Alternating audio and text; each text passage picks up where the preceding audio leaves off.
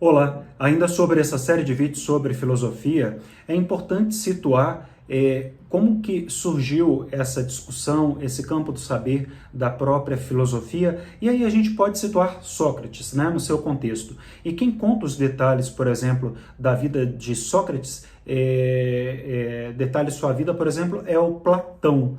Então é interessante também entender aí, conhecer as primeiras figuras ou as figuras mais importantes da história da filosofia, uma vez que o próprio Sócrates, como consta nos registros históricos, ele não deixou nada escrito. O Platão, de uma certa forma, é que foi o seu discípulo mais importante, né? E eles viveram aí mais ou menos entre o final do século VI e início do século V antes de Cristo. Então, corrigindo, entre o 5 e 6 antes de Cristo. Muito bem. Então, nós podemos identificar de alguma forma, trazendo essa alusão, esse campo do saber interdisciplinar, algumas posturas de Freud que, ao nosso entendimento, podem ser compreendidas como algumas posturas um pouco contraditórias diante da filosofia. A gente observava uma certa resistência de Freud em assumir que ele aprendia ou que ele se inspirava em algumas coisas em relação a alguns conhecimentos filosóficos da época.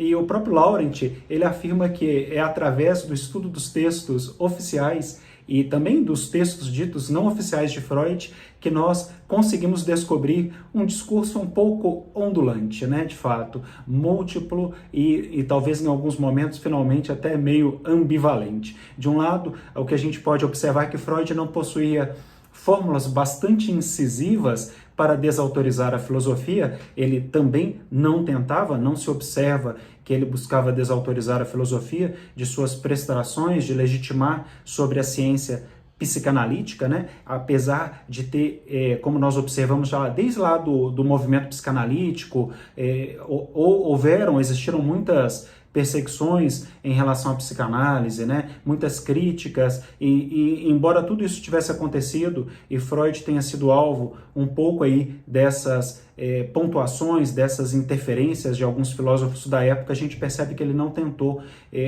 desprestigiar a esses filósofos, né? Ou desautorizá-los de alguma forma. Do outro lado, o que nós observamos é que Freud, ele reconhece humildemente a importância da filosofia na atividade do pensamento humano, que tem muito a ver com essa atitude da indagação, da reflexão. E esse encontro de Freud com a filosofia, ele se dá de alguma forma lá na juventude de Freud, enquanto ele ainda estava muito jovem, né, através da obra de Goethe sobre a natureza.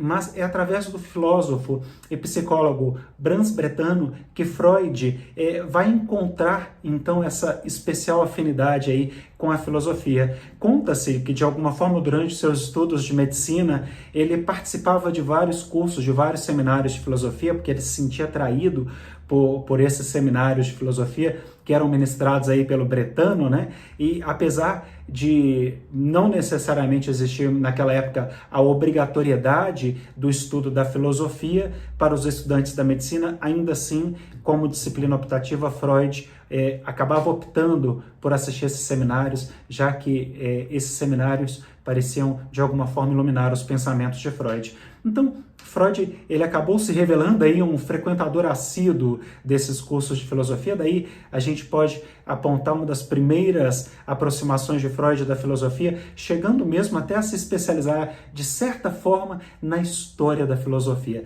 Que legal rever e rememorar um pouco da história de Freud e entender o quanto ele foi influenciado também pelo pensamento filosófico. E ao frequentar em 1875 o curso de Lógicas Aristotélicas, também aí por Brentano, que foi ministrado aí pelo Brentano.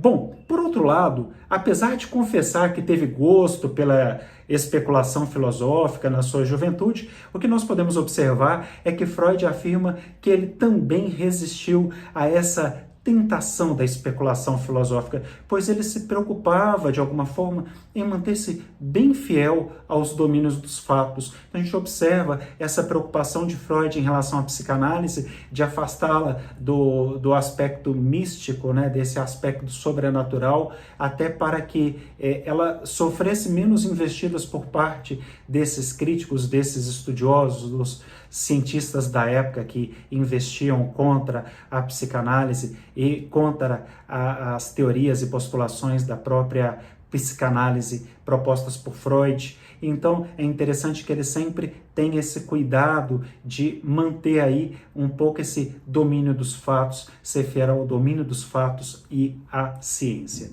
É isso.